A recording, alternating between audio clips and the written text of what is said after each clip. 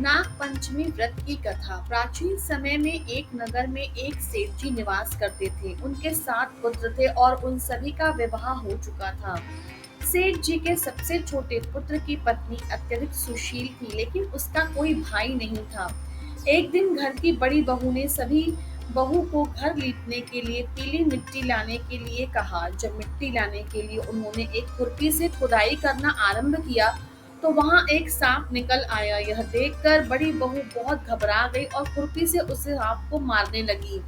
यह सब देखकर छोटी बहू ने उनसे कहा कि यह जीव तो निर्दोष है, आप इसकी हत्या न करें। छोटी बात बहू की सुनकर बहुत बहू ने उस सांप को जाने दिया और छोटी बहू ने सर्प से एक जगह बैठकर उसका इंतजार करने के लिए कहा।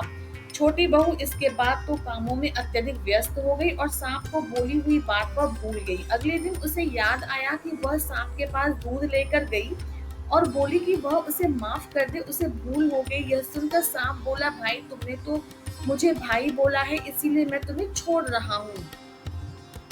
ऐसा कहते हुए सांप ने दूध पिया और बोला, आज से तुम मेरी बहन हो और तुम्हें जो चाहिए वह तुम मुझसे मांग लो। इस पर छोटी बहू ने सांप से कहा कि उसका कोई भी भाई नहीं है और आज उसने उसको बहन बना लिया। यही सबसे बड़ा उसके लिए उपहार है और उसे कुछ नहीं चाहिए। और उसने कहा कि जब भी वह उसे याद करे वह उसके पास जाए। कुछ दिनों के बाद सावन का महीना आया और सेठ जी की सभी बहुएं अपने अपने मायके जाने लगी। पर जाने से पहले वह छोटी बहू से बोली कि तेरा तो कोई मायका नहीं है, तू कहाँ जाएगी। इस बात से छोटी बहू अत्यधिक दुखी हुई और उसने रोते हुए अपने भाई सर्पदेव को याद किया। सर्पदेव ने मनुष्य का रूप धारण किया और उसके घर पहुंच गए और वहां पहुंचकर सर्प ने छोटी बहू के ससुराल वालों से विनती की कि वह छोटी बहू को उसके साथ भेज दे। इस पर सेठ जी बोले, लेकिन इसका तो कोई भाई नहीं है, तुम कहाँ से आए। इस पर सर्प देवता ने कहा कि मैं इसका दूर का भाई हूँ और इसे ले जाने के लिए आया हूँ। यह सुनकर घर वालों ने छोटी बहू को सर्पदेव के साथ भेज दिया। रास्ते में सर्पदेव ने छोटी बहू को बताया कि उसे नागलोक लेके जा रहा है, अगर उसे डर लगे तो वह उसकी पूंछ पकड़ ले। इस तरह वह दोनों नागलोक पहुंच गए। नागलोक में धन ऐश्वर्य रत्नों को देखकर छोटी बहू आश्चर्यचकित रह गई। वहां पहुंचते ही सर्पदेव ने उसका परिचय अपनी माँ से करवाया और कहा कि माँ, मेरी इसने जान बचाई थी, मैं इसे अपनी छोटी बहन मानता हूँ, यह हमारे साथ कुछ दिनों तक रहेगी। यह जान करके सर्पदेव की माता ने छोटी बहू का आदर सत्कार किया और उसे आराम पूर्वक वहां रहने के लिए कहने लगी। नागलोक में शेषनाग के छोटे छोटे बच्चे भी रहा करते थे, जिसे सर्प की माँ रोज दूध पिलाया करती थी। वह पहले दूध को ठंडा करती और फिर घंटी बजाकर उन नन्हे नन्हे सांपों को दूध पी लेने के लिए बुलाती थी। एक दिन छोटी बहू ने माँ से कहा कि वह उन छोटे सांपों को दूध पिला देगी। उसने एक पात्र में दूध डाला और जल्दबाजी में दूध के ठंडा होने से पहले ही घंटी बजा दी। यह आवाज सुनते ही छोटे सांप दूध पीने आ गए और गर्भ दूध पीने से उनका फन जल गया। इस पर वह क्रोधित हो गए और उनसे बोले कि आपसे माफी मांगे। और सर्पदेव की माँ ने भी उन्हें ऐसा करने से मना कर दिया। इसके बाद जब छोटी बहू का वहां रहने का समय बीत गया, तो सर्पदेव और उसकी माँ ने उसे बहुत सारा धन दौलत देकर रत्न आभूषण आदि भी दिया। ये सब देकर विदा करके उसके ससुराल भेज दिया।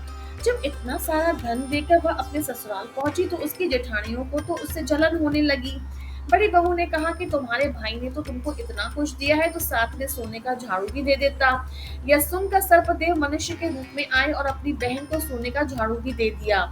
साथ में अपनी बहन को मणि हीरों से सजी हुई हार भी उपहार में दिया। वह इतना खूबसूरत था कि उसके विषय में सभी लोग नगर में कथा कहने लगे।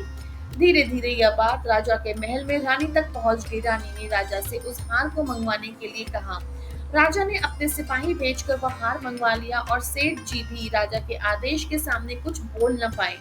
इससे छोटी बहू अत्यधिक दुखी हो गई। दुखी मन से अपने सर्पदेव को याद किया और उसने आकर उसे विश्वास दिलाया कि बस स्वयं जाकर राजा के पास वह हार लेकर उससे आए और उसे वापस कर देंगे। और वहीं दूसरी ओर जैसे ही रानी ने वह हार पहना, वह सांप में बदल गया।